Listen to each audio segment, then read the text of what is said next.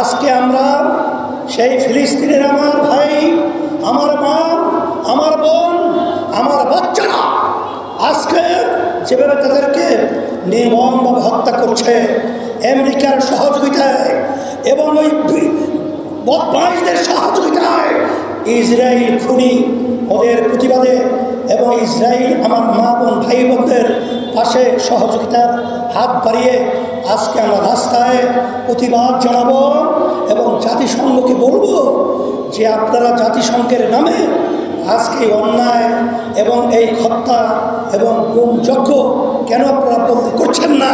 তাম দুনিয়ার সমস্ত মানুষ, তাম দুনিয়ার সমস্ত মুসলমান আমরা সবাই আজকে একাত্রিত হয়ে এর প্রতিবাদে স্লোগান করব, আল্লাহর কাছে দোয়া করব।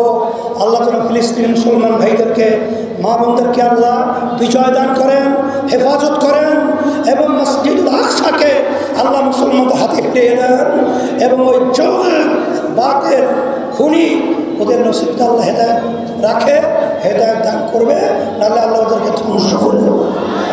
রব্বনা আলহামদুলিল্লাহ রব্বানা আতিনা ফিদ দুনিয়া হাসানা ওয়া ফিল আখিরাতি হাসানা ওয়া কিনা আযাবান নার।